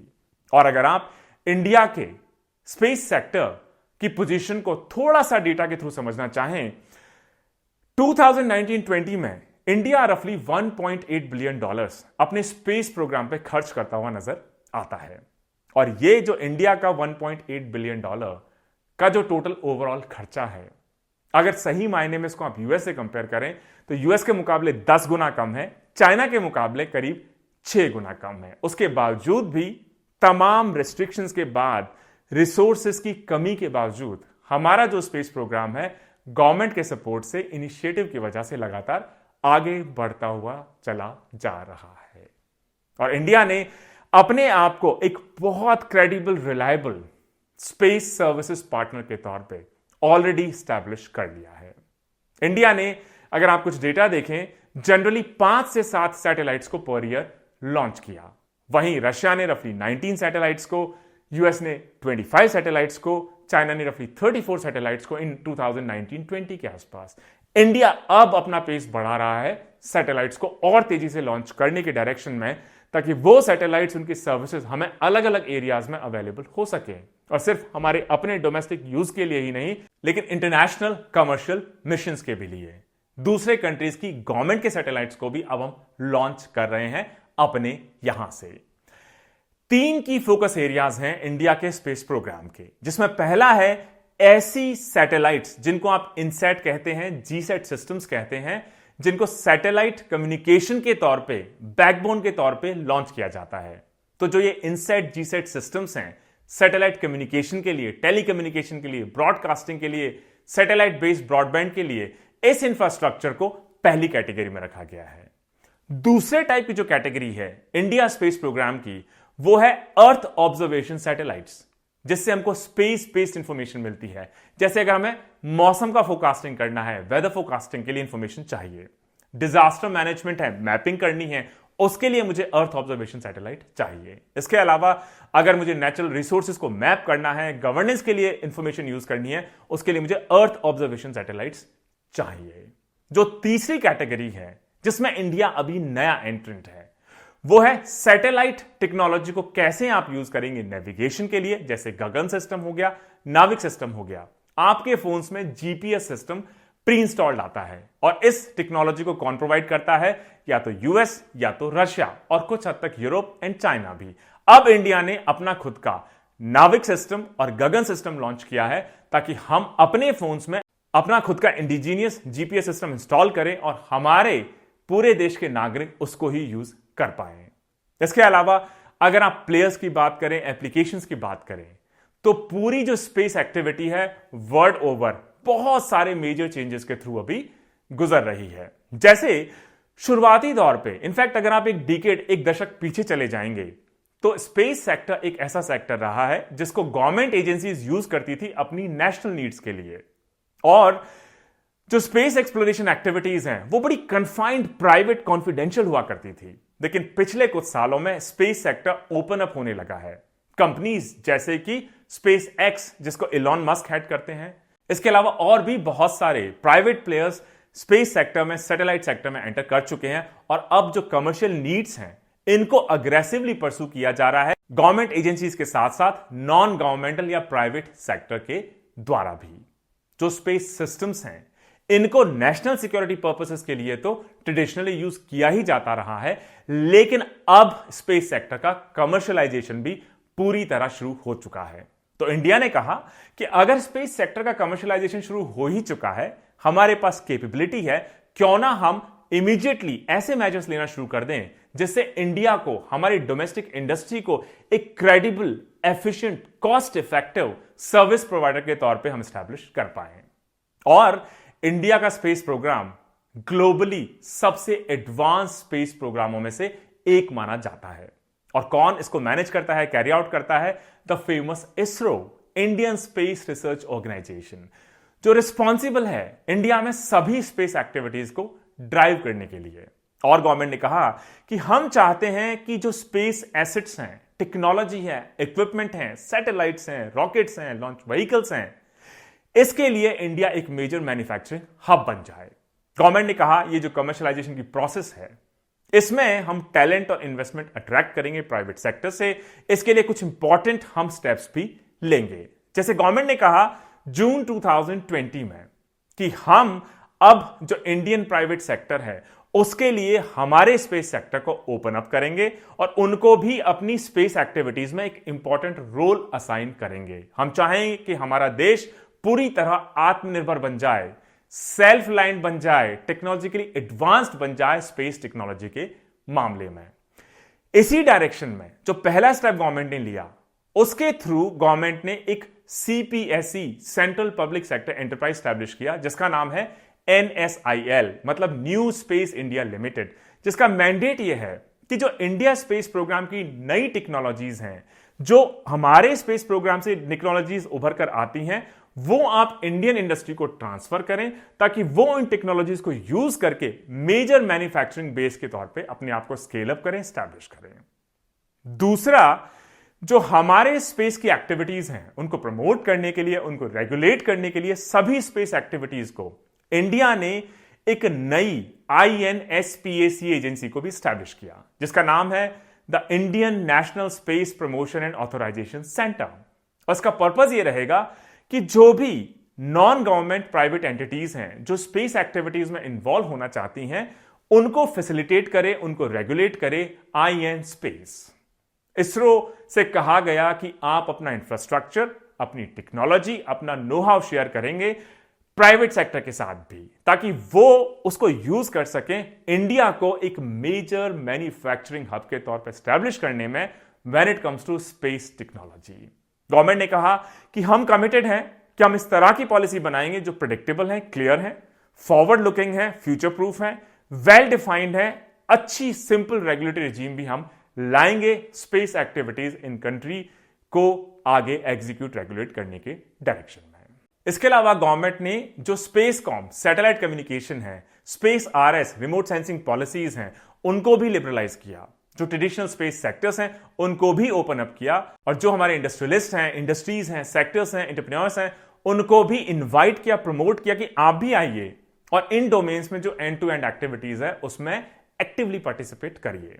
इसके अलावा फरवरी 2021 में departments of science and technology ने नई गाइडलाइंस अपनी इशू की, creation, acquisition and use of geospatial data including maps, कि किस तरीके से जो जियोस्पैशियल डेटा है इसको आप क्रिएट कर सकते हैं, ट्रांसफर कर सकते हैं, बाय कर सकते हैं, और जो पहले लाइसेंस रिजीम हुआ करती थी, परमिसिव रिजीम हुआ करती थी, उसको लिबरलाइज करने की डायरेक्शन में बहुत मेजर स्टेप इसको कहा जाता है। क्योंकि पहले इंडिया में जो जियोस्पैशियल डेटा था इसको एक्वायर करना बहुत मुश्किल हुआ करता था, हाईली रेगुलेटेड था, आपको तमाम तरह के लाइसेंसेस चाहिए थे, और जियोस्पैशियल डेटा एक ऐसा इनपुट है जो स्पेस रिलेटेड एक्टिविटीज के लिए बहुत ही क्रिटिकल है, बहुत ही क्रूशियल है, खासतौर से जो मैपिंग एक्टिविटीज हैं उनको कैरी आउट करने के लिए। तो गवर्नमेंट ने कहा कि जो जियोस्पैशियल डेटा और सर्विसेज हैं इनको अब हम पब्लिक डोमेन में फ्रीली अवेलेबल करवाएंगे, रेस्ट्रिक्शंस को हम अब कम करेंगे और डोमेस्टिक प्लेयर्स का पार्टिसिपेशन इस एरिया में अब हम बढ़ाएंगे। इसके अलावा अगस्त 2021 में जो मिनिस्ट्री ऑफ सिविल एविएशन है, MOCA है, उन्होंने highly flexible liberal drone rules को भी नोटिफाई किया। उन्होंने कहा कि जो unmanned aircraft systems US rules 2021 है बहुत ही रेस्ट्रिक्टिव हैं, बहुत ही स्ट्रिंजेंट हैं।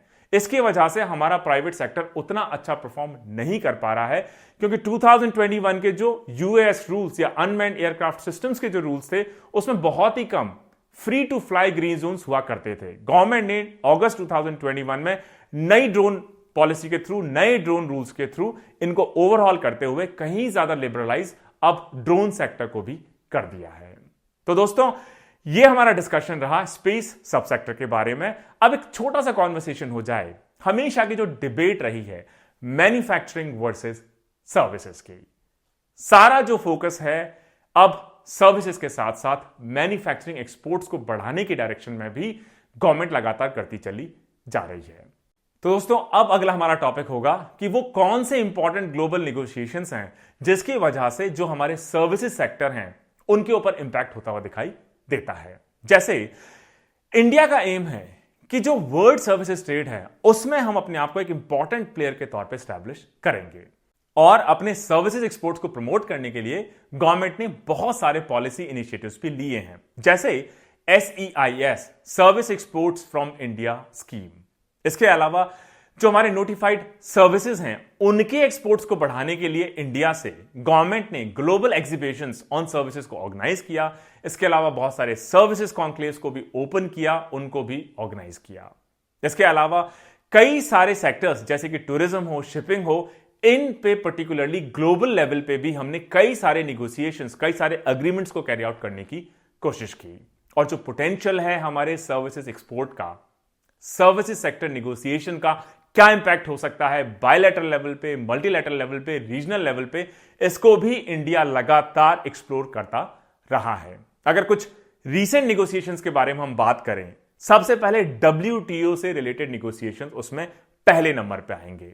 तो वर्ल्ड ट्रेड ऑर्गेनाइजेशन से जो रिलेटेड निगोशिएशंस हैं, खासतौर से सर्विसेज सेक्टर से रिलेटेड, उसमें जो 11th मिनिस्ट्रियल कॉन्फ्रेंस हुई WTO की, उसमें तो बहुत ज्यादा कुछ निकल के नहीं आ सका। इनफैक्ट कोई मिनिस्ट्रियल डिक्लेरेशन भी उसमें कैरी आउट नहीं किया गया, कोई सब्सटेंटिव आउटकम भी नहीं आया। लेकिन जो 10th मिनिस्ट्रियल कॉन्फ्रेंस हुआ करती थी इस मल्टीलैटरल WTO ट्रेड बॉडी की, उसमें कई सारे इंपॉर्टेंट स्टेप्स निकल के आए जिससे developing country such as India के सर्विसेज सेक्टर को काफी फायदा होते हुए देखा गया है। जैसे जो 10th मिनिस्ट्रियल कॉन्फ्रेंस है WTO की, इसमें इंप्लीमेंटेशन किया गया कि जो LDC कंट्रीज हैं, लीस्ट डेवलप्ड कंट्रीज हैं, उनके सर्विसेज सेक्टर को प्रेफरेंशियल ट्रीटमेंट दिया जाएगा ग्लोबल सर्विसेज ट्रेड में। इसके अलावा यह भी कहा गया कि जो करंट प्रैक्टिसेस है कि हम कस्टम ड्यूटीज नहीं लगाएंगे इलेक्ट्रॉनिक ट्रांसमिशन ई-कॉमर्स के ऊपर, उसको भी लीस्ट डेवलप्ड कंट्रीज के लिए कैरी आउट किया जाएगा। इसके अलावा 10th मिनिस्ट्रियल कॉन्फ्रेंस में इस बात पे भी अग्रीमेंट हुआ कि इंडिया बाकी जो 20 मेंबर्स हैं उनके साथ मिलके जो LDCs का प्रेफरेंशियल ट्रीटमेंट है इसको और आगे बढ़ाने के लिए भी लगातार कोशिश करेगा।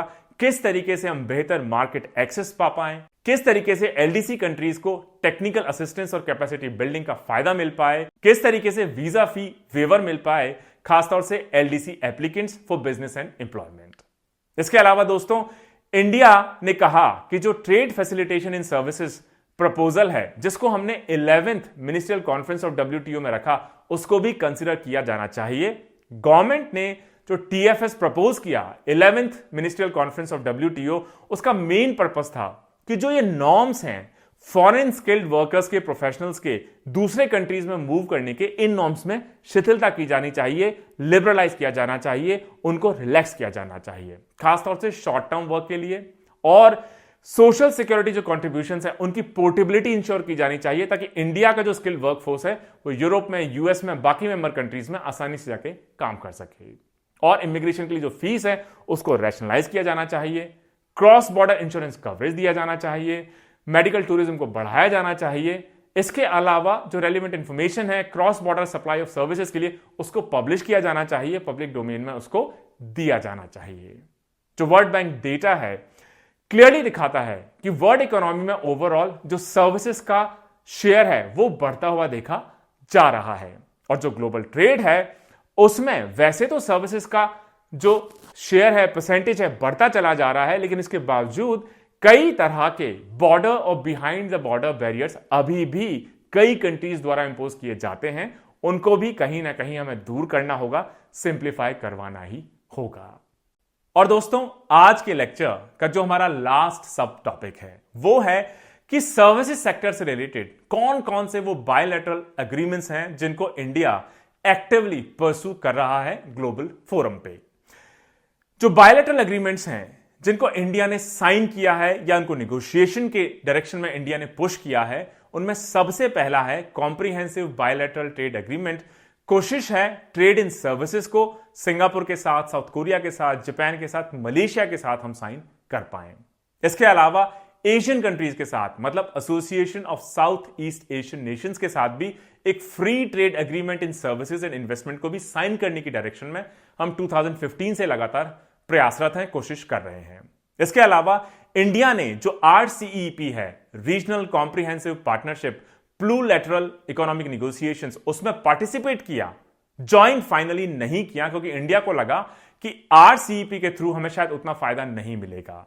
और गवर्नमेंट ऑफ इंडिया ने कहा कि हम चाहते हैं कि हम एक फ्री ट्रेड एग्रीमेंट साइन करें जो 10 एशियन कंट्रीज हैं उनके साथ। इसके अलावा उनके जो 6 FTA पार्टनर्स हैं, Australia, China, India, Japan, south Korea, New Zealand, उनके बीच में। इंडिया अगर इस RCEP को ज्वाइन कर लेता तो शायद यह पहला मेगा रीजनल FTA बन जाता जिसका इंडिया एक पार्ट होता। लेकिन इंडिया ने डिसाइड किया हम इसको नहीं ज्वाइन करेंगे, उसके बजाय हम बायलैटरल एग्रीमेंट्स पे ज्यादा फोकस करना चाहेंगे। तो इंडिया ने कहा कि अगर हम प्लूरिलैटरल नेगोशिएशंस में नहीं जाएंगे, एग्रीमेंट्स को ज्वाइन नहीं करेंगे, तो उसके बजाय हम बायलैटरल, मतलब जिसमें 2 कंट्रीज इन्वॉल्व हैं, bilateral FTA negotiations trade in services में कनाडा के साथ, इजराइल के साथ, थाईलैंड के साथ, यूरोपियन यूनियन के साथ, इसके अलावा यूरोपियन फ्री ट्रेड एसोसिएशन के साथ, ऑस्ट्रेलिया के साथ, न्यूजीलैंड के साथ, इनको कंक्लूड करने की पूरी कोशिश में है। इसके अलावा इंडिया ने यह भी कहा कि हम सिर्फ एशिया के साथ ही नहीं, एशियन कंट्रीज के साथ ही नहीं, सिर्फ यूरोप के साथ ही नहीं, हम यूएस के साथ भी एक India US trade policy platform के थ्रू कोशिश कर रहे हैं बायलैटरल ट्रेड एग्रीमेंट साइन करने की। इसके अलावा चाइना के साथ भी India China working group on services के थ्रू हम कोशिश कर रहे हैं अपने FTA को पुश करने की। ब्राजील के साथ India Brazil trade monitoring mechanism के थ्रू, TMM के थ्रू। तो दोस्तों, ये जो दिक्कतें रहीं हमारे सर्विसेज सेक्टर के सामने पैंडेमिक की वजह से, वो दिक्कतें तो रही, लेकिन कई सारी अपॉर्चुनिटीज भी क्रिएट हुई हमारे सर्विसेज सेक्टर के लिए, जैसे IT-BPM सेक्टर के लिए। वहीं जो कॉन्ट्रैक्ट बेस्ड सर्विसेज सेक्टर रहा उसको काफी नुकसान भी हुआ। अब ऐसा लगता है कि वे फॉरवर्ड में इंडिया ऑलरेडी एक एक्सपोर्ट हब बन चुका है IT आउटसोर्सिंग का सर्विसेज मार्केट में, और 2021 से 25 तक रफली 6 to 8% की ग्रोथ शायद ये दर्ज करेगा, जिसमें जो हमारा home health care industry sector है वही $10 बिलियन से ज्यादा की ग्रोथ दर्ज करेगा अगले 4 या 5 साल में। इसका मतलब सर्विसेज सेक्टर में बहुत पोटेंशियल अभी भी बचा हुआ है, इसको सिर्फ हमें हार्नेस करने की जरूरत है। जो सेक्टर है जो कोविड-19 के दौरान भी, पैंडेमिक के दौरान भी इतना मजबूती से टिका रहा, एजुकेशन हो, एंटरटेनमेंट हो, हेल्थ सेक्टर हो, ई-कॉमर्स हो, इसको हमें और ज्यादा रिफॉर्म करके इसको फ्यूचर रेडी अब हमें करना होगा। इसको हमें कॉम्पिटिटिव बनाना होगा, नई टेक्नोलॉजी को इन्फ्यूज करना होगा, नए स्किल सेट्स को इन्फ्यूज करना होगा, हमें क्वालिटी पे फोकस करना होगा, नए डेस्टिनेशन, नए मार्केट्स को एक्सप्लोर करना होगा, नई सर्विसेज को हमें देना शुरू करना होगा। हमें एक लार्ज स्किल पूल मिला है मैन पावर का, उसे हमें बहुत एफिशिएंटली यूज करना होगा अपने डेमोग्राफिक डिविडेंड के साथ IT और ITES सर्विसेज में, लो कॉस्ट पे, हाईएस्ट क्वालिटी पे, सिर्फ डोमेस्टिकली ही नहीं इंटरनेशनली डिलीवर करने के डायरेक्शन में। और ये जो लगातार मूवमेंट हम देखते हैं कि एग्रीकल्चर से, गांवों से शहरों की तरफ जो माइग्रेशन होता है यूथ का, उसको भी हम सर्विसेज सेक्टर में मीनिंगफुली, गेनफुली एम्प्लॉय करके मेजर बून क्रिएट कर सकते हैं, वैल्यू एडिशन कर सकते हैं हमारी यूथ के लिए, हमारी इकोनॉमी के लिए। इसके अलावा जो हमारी ओवर डिपेंडेंसी है इंटरनेशनल मार्केट के ऊपर, उसको भी कहीं ना कहीं हमें कम करना ही होगा। हमें डोमेस्टिक डिमांड को भी कहीं ना कहीं बढ़ाना ही होगा। और जो ब्यूरोक्रेटिक हर्डल्स हैं, लाइसेंसेस हैं, कंट्रोल्स हैं, इसको हमें कम करना होगा या हमें से पूरी तरह हटा देना होगा। हमें अपनी जो प्रायोरिटीज हैं, लिमिटेशंस हैं, उसको भी क्लियर करना होगा, स्टार्टअप्स को बढ़ाना होगा, फेयर प्रैक्टिसेस को बढ़ाना होगा, अनफेयर प्रैक्टिसेस को दूर करना होगा। और गवर्नमेंट की लगातार कोशिश रहती है कि रिफॉर्म के बाद रिफॉर्म लाए, लेकिन हर रिफॉर्म को ला पाना, हर सेक्टर में गवर्नमेंट का घुस पाना कई बार पॉसिबल नहीं होता। तो कहीं ना कहीं जो सेक्टर है, इंडस्ट्री है, उसको भी सेल्फ रेगुलेशन की जरूरत इसमें मेजर एक्टिवली कंसीडर करनी चाहिए। तो दोस्तों, ऐसा लगता है कि जो हमारा सर्विस सेक्टर है, जिसने 2022-23 में बहुत रेजिलियंट शो की है, जो डाउनसाइड रिस्क हैं एक्सटर्नल फैक्टर्स की वजह से, वॉर्स की वजह से, पेंडेमिक की वजह से, वीक इकोनॉमिक आउटलुक खासतौर से एडवांस्ड इकोनॉमीज की वजह से, उसका जो नेगेटिव इंपैक्ट हो सकता है उसे हमें अपनी सर्विसेज को अपग्रेड करके, ज्यादा सर्विसेज देके, कॉस्ट को बेसिकली कम करके, नए मार्केट्स ढूंढ के हमें उसको ऑफसेट करना ही होगा। तो दोस्तों, आज के लेक्चर में, लेक्चर नंबर 26 में ऑन सर्विसेज सेक्टर में हमने जो इंपॉर्टेंट टॉपिक्स डिस्कस किए, सबसे पहले एक शॉर्ट इंट्रोडक्शन, फिर 2022-23 में सर्विसेज सेक्टर का क्या स्टेटस है, फिर क्या इंपॉर्टेंट हाई फ्रीक्वेंसी इंडिकेटर्स हैं जैसे बैंक क्रेडिट हो जाए, पीएमआई इंडेक्स हो जाए, इंटरनेशनल ट्रेड हो जाए, फिर हमने एक एक करके जो सब सेक्टर्स हैं जैसे टूरिज्म एंड होटल इंडस्ट्री है, रियल स्टेट इंडस्ट्री है, आईटी बीपीएम सर्विसेज हैं, पोर्ट्स एंड वाटरवेज हैं, ई कॉमर्स है, डिजिटल फाइनेंशियल सर्विसेज हैं, स्पेस सेक्टर है, मैन्युफैक्चरिंग वर्सेस सर्विसेज की जो छोटी सी डिबेट है, कौन कौन से ग्लोबल नेगोशिएशंस हैं, बायलैटरल अग्रीमेंट्स हैं, क्या वे फॉरवर्ड हो सकता है, इन सभी के बारे में बहुत डिटेल में आपके साथ चर्चा की। और दोस्तों, लेक्चर 26 के बाद जिसमें हमने पूरे सर्विसेज सेक्टर को एक सिंगल लेक्चर में रैप अप कर दिया, खत्म कर दिया, लेक्चर नंबर 27 से हम शुरू करेंगे एक नए मेजर टॉपिक की। हम बात करेंगे इंडियन फाइनेंशियल मार्केट की। लेक्चर 27 उसका पहला लेक्चर होगा और 4 मेजर टॉपिक्स के साथ हम शुरू करेंगे इंडियन फाइनेंशियल मार्केट के डिस्कशन को। सबसे पहले एक छोटा इंट्रोडक्शन, फिर क्या होता है इंडियन मनी मार्केट, क्या होते हैं म्यूचुअल फंड्स, क्या है DFHI, discount and finance house of India limited. मुझे उम्मीद है दोस्तों आज का लेक्चर आपको पसंद आया होगा। Stay tuned. जय हिंद, जय भारत।